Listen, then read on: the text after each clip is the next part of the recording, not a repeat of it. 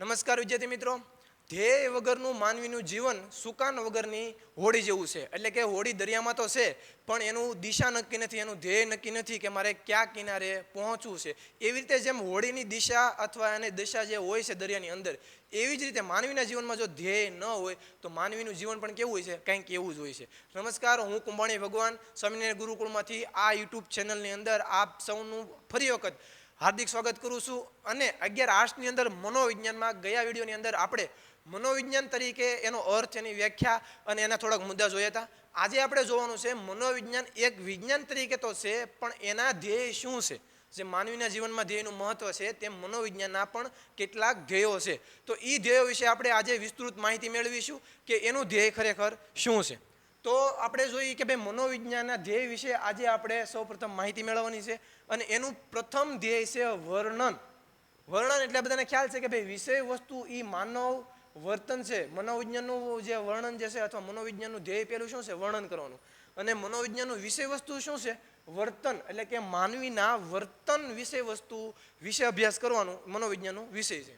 હવે માનવીનું વર્તન કેવું છે, શારીરિક, માનસિક, આંતરિક કે બાહ્ય, એટલે કે વર્ણન કરવાનું છે કોનું, તો કે માનવીનું વર્તન એ કેવું છે, શારીરિક છે, આંતરિક છે, બાહ્ય છે કે કેવું છે, એ વર્ણન કરવાનું પ્રથમ જે ધ્યેય જે છે એ મનોવિજ્ઞાનનું પ્રથમ ધ્યેય છે। હવે બીજું ધ્યેય છે સ્પષ્ટીકરણ। એટલે કે વર્ણન કર્યા પછી શારીરિક વર્તન છે કે માનસિક વર્તન છે, આંતરિક છે કે બાહ્ય છે, એ વર્ણન કર્યા પછી સ્પષ્ટીકરણ કરવું ખૂબ જરૂરી છે। જેમ કે ઘટના કે કોઈ પરિસ્થિતિ કેમ ઉદ્ભવે છે તેના કારણોની સ્પષ્ટતા કરવી જોઈએ। કરંટ મુદ્દો ધ્યાનમાં લઈને જોઈએ તો કે ભાઈ કોરોના જે છે એ ઘટના કે પરિસ્થિતિ ઉદ્ભવી છે, બરોબર છે, સમગ્ર વિશ્વની અંદર। તો એના કારણોની સ્પષ્ટતા, કેમ એનો ઉદ્ભવ થયો, એનો ઉદ્ભવ ક્યાંથી થયો, એવા કયા ઘટના કે પરિબળોની અંદર થોડીક કમી રહી ગઈ છે અથવા થોડીક આપણે એમ કહીએ ને ઉણપ પડી ગઈ છે જેના કારણે આવી પરિસ્થિતિ ઉદ્ભવી છે, તો એની સ્પષ્ટતા કરવાનું પણ મનોવિજ્ઞાનનું કાર્ય છે અથવા એનું કહી શકાય ધ્યેય છે। આગળ ત્રીજું છે આગાહી। એટલે કે ભવિષ્ય કથન અથવા ક્ષેત્રની પૂર્વકલ્પના।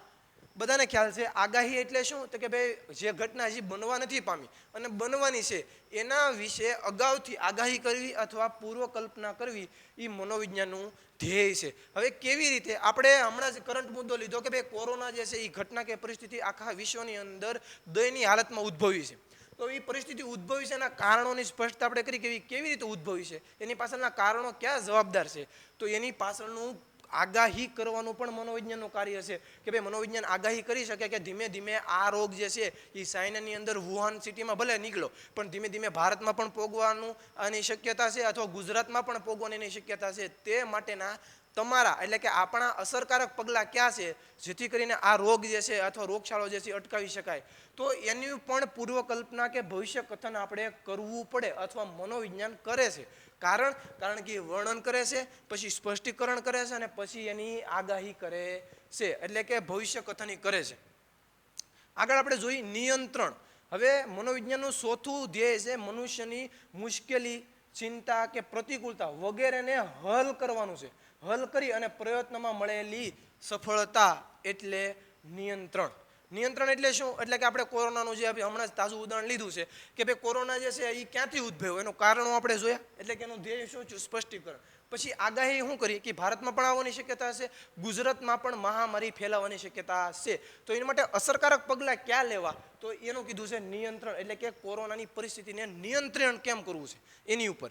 તો એની ઉપર જે મુશ્કેલી, ચિંતા કે પ્રતિકૂળતા હોય મનુષ્યની, એને હલ કરવામાં જે આપણે પ્રયત્નો આપણે ક્યાં કર્યા, તો કે ભાઈ લોકડાઉન કર્યું આપણે, બરોબર છે। જે લોકો જે પોતાના શહેરમાંથી અથવા વતનમાં જતા હતા એ લોકોને હોમ ક્વોરન્ટાઇન કર્યા આપણે, તો એ જે હલ કરવામાં જે પ્રયત્નમાં જે આપણને સફળતા મળી છે, એ જે આપણને લોકોને સુરક્ષિત, અમુક લોકોને આપણે જે સુરક્ષિત રાખી શકાયા છે, તો એને આપણે નિયંત્રણ કહી શકીએ। એટલે કે મનોવિજ્ઞાન છે એ માનવ જીવનને ખૂબ જ સ્પર્શતું પાસું છે અને સાથે આજે એના ધ્યેયો છે એ માનવ જીવનને ખૂબ અસર કરતા પરિબળો છે। હવે આપણે આગળ જઈએ, દાખલા તરીકે બાળ ગુનાખોરી વધતા બનાવો પાછળ કયા કારણો જવાબદાર હોય છે અથવા કયા કારણો હોય છે। મનોવિજ્ઞાનમાં એક આપણે દાખલા તરીકે લીધું કે ભાઈ બાળ ગુનાખોરી, એટલે જે બાળકો જે ગુનો કરે છે અથવા જે ગુનાહિત કૃત્ય કરે છે એની પાછળના કારણો ક્યાં જવાબદાર છે, તો એ કારણો જવાબદારીની પાછળ મનોવિજ્ઞાન છે એ આખું એનું વર્ણન કરશે, સ્પષ્ટીકરણ કરશે, આગાહી કરશે અને નિયંત્રણના કારણો પણ આપશે. એટલે કે એની પાછળના કારણો જાણશે અને ખરેખરમાં કયું કારણ છે એના ઉપર નિયંત્રણ લાવવાનું કાર્ય કરશે. એટલે કે માનવ જીવનને સુધારવાનું કાર્ય કરશે. આગળ આપણે કીધું છે પૂર્વગ્રહો મનોવલણોમાં પરિવર્તન લાવવાનું છે. એટલે કે શેમાં પૂર્વગ્રહોની અંદર અને મનોવલણોમાં પરિવર્તન લાવી ઝઘડા અને તકરારોનું ઘટાડો કરવાનો છે. એટલે મનોવિજ્ઞાનનું ધ્યેય એ પણ છે કે માનવીના જીવનમાં જે પૂર્વગ્રહો છે, જે પહેલાંથી મનમાં બંધાયેલી ગ્રંથિઓ છે કે આ વસ્તુ આમ જ હોય, આ વસ્તુ આમ જ હોય, એવી રીતે મનોવલણ પણ અલગ અલગ હોય છે બધાનો. કોઈકનો ગુસ્સાવાળો સ્વભાવ હોય છે, કોઈકનો શરમાળ હોય છે. તો એ મનોવલણોમાં પરિવર્તન લાવી અને જે ઝઘડા અને તકરારો થાય છે એકબીજા સંબંધોમાં અથવા ભાઈઓમાં, તો એ ઝઘડા અને તકરારોનો ઘટાડો કરી અને માનવ જીવન કેમ સારું બનાવી શકાય એ મનોવિજ્ઞાનનું ધ્યેય છે. આગળ વાત કરું, માનવ જીવનને વધારે સુખી, સમૃદ્ધ અને શાંતિપ્રદ, આનંદમય બનાવવાના પ્રયાસો જે છે એ મનોવિજ્ઞાન કરે છે. એટલે કે મનોવિજ્ઞાનનું ધ્યેય શું છે, લાસ્ટ ધ્યેય આપણે એ કહી શકીએ કે માનવ જીવનની અંદર વધારેમાં વધારે સુખી કેમ બને, સમૃદ્ધ કેમ બને, શાંતિપ્રદ અને આનંદમય કેમ બને, એ માનવ જીવન જે છે એના વધારવાનો કાર્ય છે. છેલ્લો એક મુદ્દો લઈ લો કે ભાઈ મનોવિજ્ઞાનનું ધ્યેય જે છે એ માનવીના જીવનની ગુણવત્તા સુધારવાનું પણ છે. એટલે કે માનવ જીવનની ગુણવત્તા કેવી છે, એની રહેણી કહેણી કેવી છે, એના વિચાર કેવા છે, એની વાણી કેવી છે, આ બધા વિશે મનોવિજ્ઞાન બહુ ઊંડાણપૂર્વક અભ્યાસ કરે છે અને એના કારણોની તપાસ કરે છે. એ તપાસ પછી એના પર કેમ નિયંત્રણ લાવી શકાય એના વિશે ખાસ અભ્યાસ કરે છે. મનોવિજ્ઞાન તમારા અને મારા જીવનને ખૂબ જ અસર કરે છે અને આપણા જીવનમાં શું બનાવે છે, આનંદમય અને સુખી અને સમૃદ્ધ બનાવે છે. હવે મનોવિજ્ઞાનનો ઉદ્ભવ અને એના વિકાસ વિશે આપણે ચર્ચા કરીએ. તો આપણે મનોવિજ્ઞાનના ધ્યેયો વિશે માહિતી મેળવી. હવે મનોવિજ્ઞાનનો ઉદ્ભવ અને એના વિકાસ વિશે માહિતી મેળવીએ. તો મનોવિજ્ઞાનનો ઉદ્ભવ અને વિકાસ જે છે એ ખૂબ જ પ્રાચીન અને લાંબો હશે. ભારતના ઋષિ મુનિઓથી લઈને આપણે વાત કરીએ તો એમાં ભરત મુનિ, પતંજલિ કે ચાણક્ય, અથવા આપણે એમ કહીએ કે ગ્રીસ રોમની અંદર એરિસ્ટોટલ, પ્લુટો તત્વજ્ઞાનીઓએ માનવ વર્તનને સમજવાનો પ્રયત્ન કર્યો છે. શેને સમજવાનો પ્રયત્ન કર્યો છે? માનવ વર્તનને સમજવાનો પ્રયત્ન કર્યો છે. એટલે કે આપણા ઋષિમુનિઓથી બહુ શરૂઆતથી વાત કરીએ ને તો આપણા ઋષિમુનિઓએ દરેક ગ્રંથની અંદર અથવા એના પુસ્તકની અંદર એ જ વાત કરી છે કે ભાઈ માનવ વર્તન કેમ છે, એ કેવા પ્રકારનું વર્તન ક્યારે અને કેવી રીતે કરે છે, એની પાછળના કારણો ક્યાં છે.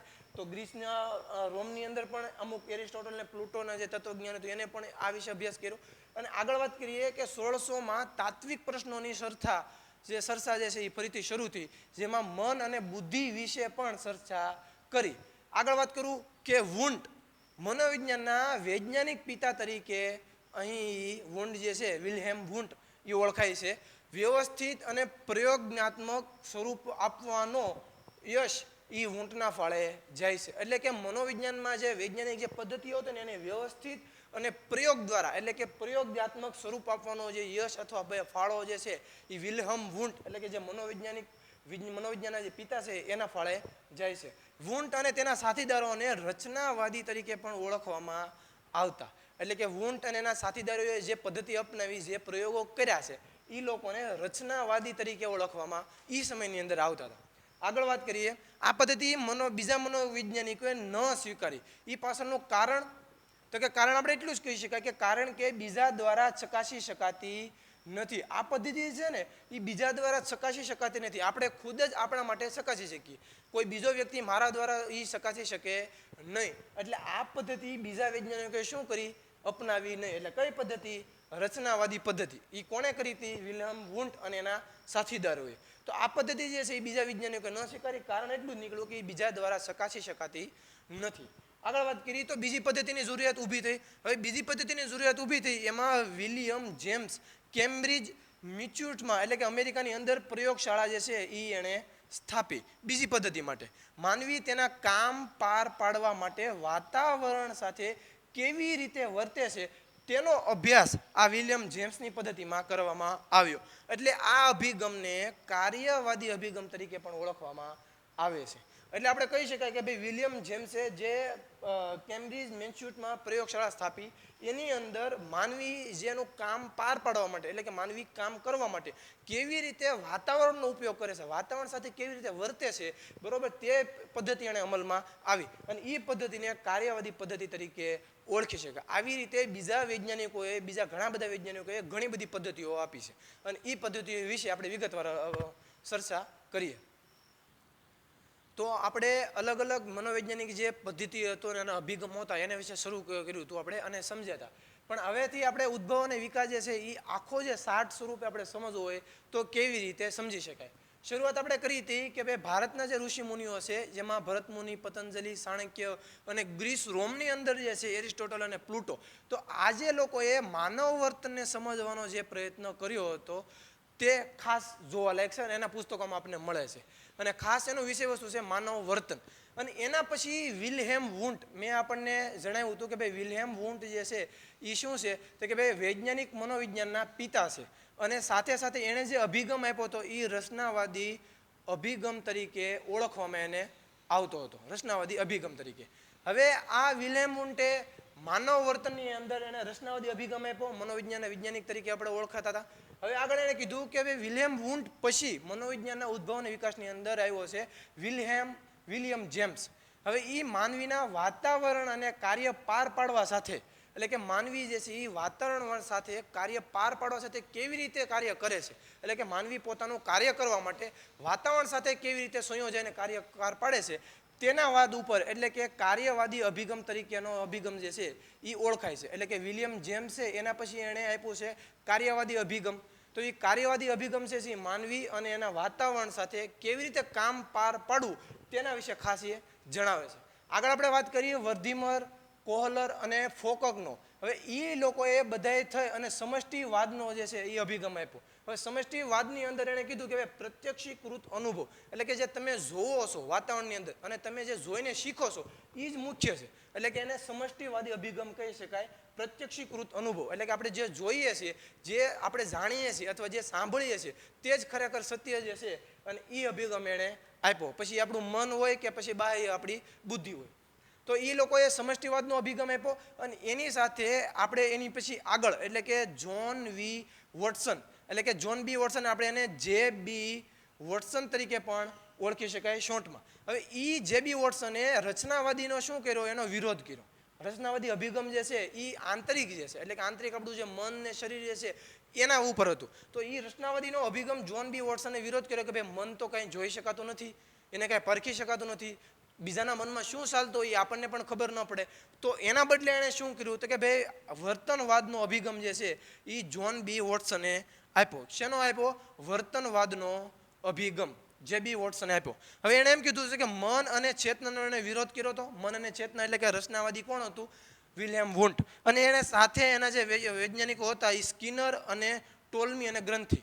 તો એ લોકોએ વર્તનવાદનો અભિગમ આપ્યો. વર્તનવાદનો અભિગમ એટલે કે માનવી જે છે એ વાતાવરણમાં કેવું વર્તન કરે છે, શા માટે કરે છે, એ પાછળ કયા પરિબળો જવાબદાર છે. તો એવો જે વર્તનવાદનો અભિગમ આપ્યો જ્હોન બી વોટસન, એટલે કે જે બી વોટસન આપ્યો છે. એ વર્તનવાદનો અભિગમ એટલે કે એના ઉપરથી વર્તન ઉપરથી આપણે નક્કી કરી શકાય કે એના મનમાં શું ચાલી રહ્યું છે. આગળ વાત કરું કે આ વર્તન પછી આપ્યો છે વિચાર છે સિગમન્ડ ફ્રોઈડ. જે સિગમન્ડ ફ્રોઈડ જે છે ને એ મનોવિજ્ઞાનના પિતા તરીકે ઓળખવામાં આવે છે. તો તમે કહો કે સાહેબ વિલિયમ વુન્ટ તમે કીધું હતું, પણ વિલિયમ વુન્ટ છે એ વૈજ્ઞાનિક મનોવિજ્ઞાનના પિતા તરીકે ઓળખવામાં આવે છે. ખાસ ધ્યાનમાં રાખજો, શેના? વૈજ્ઞાનિક મનોવિજ્ઞાનના પિતા તરીકે વિલિયમ વુન્ટ છે, જ્યારે સિગમન્ડ ફ્રોઈડ છે એ મનોવિજ્ઞાનના પિતા તરીકે ઓળખાય છે. હવે એણે ઉમદા વિચારવાદી હતા. મનોવિજ્ઞાનમાં જે સિગમન્ડ ફ્રોઈડ છે એ કેવા હતા? ઉમદા વિચારવાદી. ઉમદા એટલે બહુ જ ખૂબ જ માનવવાદી, આપણે કહેવાય કે ભાઈ માનવતાના ધોરણે જે વિચારો હોય છે તે સિગમન્ડ ફ્રોઈડે આપ્યા છે. એટલે એને માનવવાદી અભિગમ તરીકે પણ ઓળખવામાં આવે છે. એટલે કે આ અભિગમને શા અભિગમ તરીકે ઓળખવામાં આવે છે? માનવવાદી અભિગમ તરીકે. એણે આરે એમ કીધું છે, એની સાથે જે મનોવૈજ્ઞાનિકો તો કાર્લ રોજર્સ, અબ્રાહમ મોસ્લો, અર્ધ જાગ્રત ઈચ્છા અને સંઘર્ષ. એટલે કે એણે જે માનવવાદી અભિગમ આપ્યો છે ને, ઉમદાવાદી જે વિચારવાદી હતા એણે માનવવાદી જે અભિગમ આપ્યો એ શેના પરથી આપ્યો કે ભાઈ માનવી જે છે એ કોઈ પણ કાર્ય કરે છે તેની પાછળ શું સંતાયેલું છે તો કે એની પાછળ જે છે અર્ધ જાગ્રત ઈચ્છા અને સંઘર્ષ. એટલે કે આપણા મનની અંદર, મારા મનની અંદર કોઈ પણ ઈચ્છા હોય, હું કોઈ પણ કાર્ય કરું તો મારા મનની અંદર કાંઈક તો ઈચ્છા હશે ને. મારે બહાર જવું છે, ફરવું છે, કંઈક ખાવું છે, કોઈક લોકોને મળવું છે, કોઈ એન્જોય કરવું હશે, જે કાંઈ પણ જે નાનામાં નાનો જે વિચાર મારા મનની અંદર અથવા કોઈ પણ વ્યક્તિના મનની અંદર આવે છે એ અર્ધ જાગ્રત ઈચ્છા દ્વારા આવે છે. અને એ અર્ધ જાગ્રત દ્વારા ઈચ્છા દ્વારા મનમાં વિચાર આવે છે ને, એ ઈચ્છા જ આપણને દોડાવે છે અને એ ઈચ્છા જ આપણને સંઘર્ષમાં નાખે છે. એટલે અર્ધ જાગ્રત ઈચ્છાને દર્શાવી છે, જાગ્રત ઈચ્છા દર્શાવી નથી. જાગ્રત ઈચ્છાનો અર્થ એવો થાય કે તમારે ખરેખર વાસ્તવિકતામાં કોઈ વસ્તુની જરૂરિયાત છે કે નહીં. પણ અર્ધજાગ્રત શું દર્શાવે છે? એ કાંઈ દર્શાવતું સાચું કે ખોટું નહીં. તમને બસ ઈચ્છા થાય કે બસ આજે મારે ફરવા જવું છે, તો બસ ફરવા જવાનું મન થાય અને તમે ફરવા નીકળી જાઓ. સમયનો બગાડ થાય, શું મહત્વનું છે જીવનમાં, એ બધું વસ્તુ કાંઈ દેખાડતું નથી. એટલે કે મનુષ્યની જે મોટાભાગની 99.99% જે પ્રવૃત્તિઓ છે ને, એ અર્ધજાગ્રત ઈચ્છા દ્વારા છે. એટલે કે ખરેખરમાં મનુષ્યની ઈચ્છા નથી હોતી કે આ મારે કરવું છે કે નથી કરવું, આ મારા માટે યોગ્ય છે, આ મારે કરાય ન કરાય, એવું કાંઈ નહીં. પણ મનુષ્યની અર્ધજાગ્રત ઈચ્છાના કારણે સંઘર્ષ એનો આગળ વધી જાય. એટલા માટે સિગમન્ડ ફ્રોઈડે માનવવાદી અભિગમ જે છે આપ્યો. એટલે કે ખરેખરમાં મનુષ્યએ, એટલે કે માનવે શું કરવું જોઈએ ને શું ન કરવું જોઈએ, બરોબર છે, અને મનુષ્ય પાછળ કઈ બે ઈચ્છા કામ કરે છે તેનું એણે ખાસ આપને કીધું. આગળ હવે સિગમન્ડ ફ્રોઈડ બાદ હું વાત કરું તો કે 20મી સદીના ઉત્તરાર્ધમાં આ બધા વૈજ્ઞાનિકો દ્વારા અથવા જે બોધાત્મક અભિગમ, હું તમને કહું કે ભાઈ બોધાત્મક અભિગમ જે છે એ વિકસ્યો 20મી સદીના ઉત્તરાર્ધમાં. બોધાત્મક અભિગમ એટલે કે બુદ્ધિ અને મન દ્વારા. કેવી રીતે? તો કે ભાઈ સમજવું, જોવું કે યાદ રાખવું. આપણે કઈ પણ વસ્તુ સમજીએ છીએ, જોઈએ છીએ અને યાદ રાખીએ છીએ, તો એ બુદ્ધિ દ્વારા કાર્ય હાલે છે. એટલા માટે બોધાત્મક અભિગમ નામ આપ્યો. ક્યારે? 20મી સદીના ઉત્તરાર્ધમાં, એટલે કે આવતા હતા નિશ્ચય ત્યારે. પછી અહીંયા આપણને આપ્યું છે કે મન બરાબર કોમ્પ્યુટર અને સિસ્ટમ. એટલે કે આ લોકોએ, વૈજ્ઞાનિકો જે છે એણે મનને કોમ્પ્યુટર સિસ્ટમ સાથે સરખાવી છે. કેમ?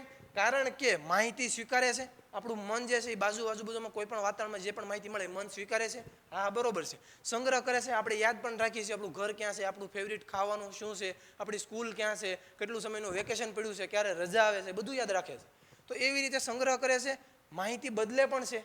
જ્યારે અમુક વખત વિદ્યાર્થીને પૂછવામાં આવે કે ભાઈ કાલે મેં તને હોમવર્ક આપ્યું હતું, તો એ આપણને એને ખબર હોય કે માહિતી સંગ્રહ હતી એના મગજમાં, પણ એ માહિતી બદલી નાખે. સર મને તો યાદ રહ્યું નથી, હું લાવતા ભૂલી જાઉં બુક. તો આવી બધી રીતે માહિતી મન પણ બદલે છે. સાથે જરૂર પડે ત્યારે શું કરે છે? બહાર પણ લાવે છે.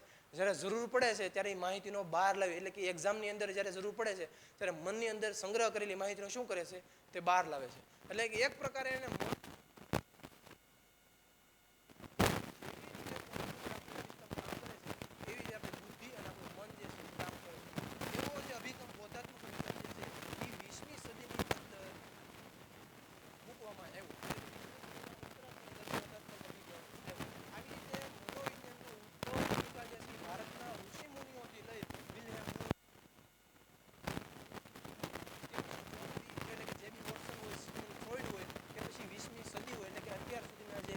હતા એ બધામાં આવી રીતે સમષ્ટિવાદ હોય કે રચનાવાદ, કાર્યવાદી, પછી આ વર્તનવાદ અને માનવવાદ અને છેલ્લે બોધાત્મકવાદ, એટલે કે આવી રીતે અલગ અલગ પ્રકારના અભિગમો જે છે એ અમલમાં આવતા ગયા અને મનોવિજ્ઞાનનો વિકાસ છે એ આગળ વધતો ગયો. વધારે એમાં પાઠ્યપુસ્તકમાં બહુ એટલે કે ઊંડાણપૂર્વક પણ આપેલું છે અને જ્યારે સ્કૂલમાં આપણે મળીશું ત્યારે પણ આના વિશે ઊંડો અભ્યાસ આપણે કરીશું. જય હિન્દ, નમસ્કાર.